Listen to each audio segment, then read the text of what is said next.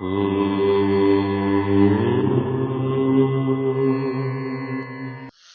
प्रिय साथियों, मैं हूं आपके साथ सत्य वैष्णव अवस्थी और आप देख रहे हैं सब लोग सहज समाधान। साथियों, आज के इस वीडियो में हम आपसे चर्चा करेंगे कि होलिका दहन हमें किस समय करना चाहिए। लोग ये कैसे पता लगाते हैं कि होलिका दहन इस समय में करें। आज के इस वीडियो में जानेंगे। यदि आपने ये वीडियो ध्यान से देख लिया तो फिर आगे आने वाले वर्षों में आपको कभी भी किसी से पूछने की आवश्यकता नहीं रहेगी कि होलिका दहन कब करें। आप खुद से इसका निष्कर्ष निकाल लेंगे। लेकिन इसके लिए आपको वीडियो के अंत तक बने रहना होगा। तो बस बने रहिए वीडियो के अंत तक जानकारी शास्त्र प्रमाण के साथ। चलो इस वीडियो को प्रारंभ करते हैं। साथियों, होलिका दहन प्रमुख रूप से 3 बातों को ध्यान में रखकर किया जाता है। कौन कौन सी?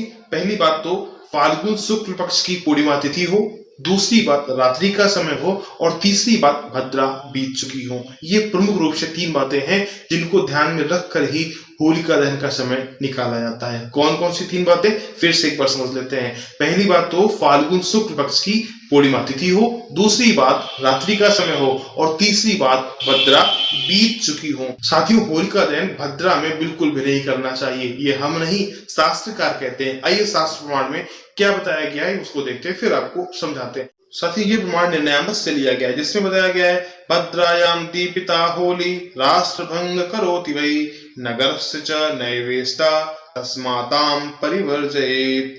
भद्रायाम दीपिता होली यानी कभी भी भद्रा में होलिका दहन नहीं करना चाहिए। यदि आप ऐसा करते हैं तो राष्ट्र भंग करोति वै, राष्ट्र का भंग होता है यानी नुकसान होता है, देश का नुकसान होता है। इसलिए कभी भी भद्रा में होलिका दहन नहीं करना चाहिए। इसके अलावा और बताया गया नगरस्य च नैवेष्ट, नगर तथा वहां के रहने वाले नगर वासियों के लिए भी यह भद्रा युक्त होलिका दहन बहुत ही अनिष्टकारी होता है। इसलिए शास्त्रकारों ने भद्रा में होलिका दहन से साफ साफ मना किया है कि भद्रा में कभी भी होलिका दहन नहीं करना चाहिए। पहला प्रमाण तो ये रहा। दूसरा प्रमाण भी देख लेते हैं, उसमें भी कुछ इसी प्रकार की बात कही गई है। आइए देख लेते हैं इसमें क्या बताया गया। साथियों, यह प्रमाण मदन रत्न से लिया गया है जिसमें बताया गया है भद्रायाम द्वैन कर्तव्ये श्रावणी फाल्गुनी तथा श्रावणी नपतिम हंतिम ग्रामम दहति फाल्गुनी। भद्रायाम द्वैन कर्तव्ये, भद्रा में 2 काम ऐसे हैं जो हमें बिल्कुल भी नहीं करने चाहिए। कौन कौन से? श्रावणी फाल्गुनी तथा श्रावणी मतलब श्रावण मास में मनाया जाने वाला रक्षाबंधन और फाल्गुनी मतलब फाल्गुन मास में मनाया जाने वाला होलिका दहन। तो 2 कौन कौन से काम हैं? पहला काम रक्षाबंधन और दूसरा काम होलिका दहन। ये दोनों काम भद्रा में बिल्कुल भी नहीं करने चाहिए। इसके आगे बताया गया श्रावणी नपतिम हंतिम ग्रामम दहति फाल्गुनी। यदि रक्षाबंधन को हम भद्रा में करते हैं, मनाते हैं तो नपतिम हंतिम, नप मतलब राजा, राजा का नाश होता है यानी राजा को नुकसान होता है। उसके बाद बताया गया ग्रामम दहति फाल्गुनी। यदि हम होलिका दहन करते हैं भद्रा में तो क्या होता है? गांव का नुकसान होता है, उस नगर का नुकसान होता है जहां पर भद्रा युक्त होलिका दहन किया जाता है।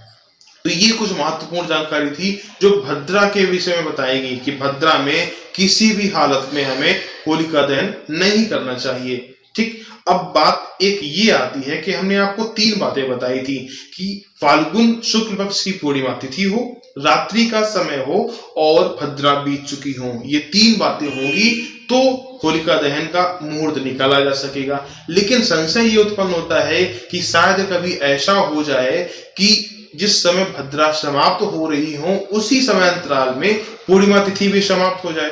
फिर क्या करेंगे? फिर हम कब मनाएंगे? तो इस स्थिति में एक प्रमाण और मिलता है। आइए देख लेते हैं उस प्रमाण में क्या बताया गया है, फिर हम आपको उसको समझाते हैं। साथियों, यह प्रमाण जो है ये ज्योतिर्निबंध से लिया गया है जिसमें बताया गया है प्रदोष व्यापिनी ग्राह्या पौर्णिमा फाल्गुनी सदा तस्याम भद्रा मुखम त्यक्त्वा पूज्या होला निशा मुखे।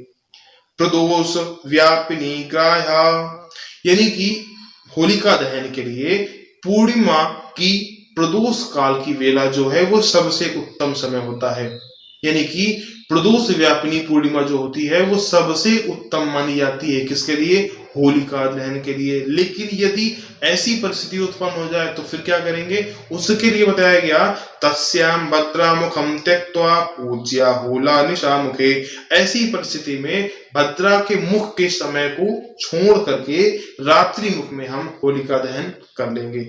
तो हमने आपको ये प्रमाण दिए कि पहली बात तो ये है कि हमें भद्रा वाला समय जो है वो बचाना चाहिए। लेकिन कुछ परिस्थिति में यदि ऐसा हो जाए कि भद्रा जिस समय समाप्त हो रही उसी समय यदि पूर्णिमा तिथि भी समाप्त हो रही हो तो फिर उस परिस्थिति में हमें रात्रि मुख में होलिका दहन करना चाहिए। भद्रा के मुख को छोड़ करके भद्रा पुच्छ में होलिका दहन करना चाहिए। तो ये जानकारी थी। उम्मीद करते हैं वीडियो आपको पसंद आया होगा और समझ भी आया होगा। यदि नहीं आया तो वीडियो को आप 2-3 बार चला करके देख सकते हैं और समझ सकते हैं। उसके बाद भी ना आए तो आप कमेंट के माध्यम से अपने संदेह हमसे पूछ सकते हैं।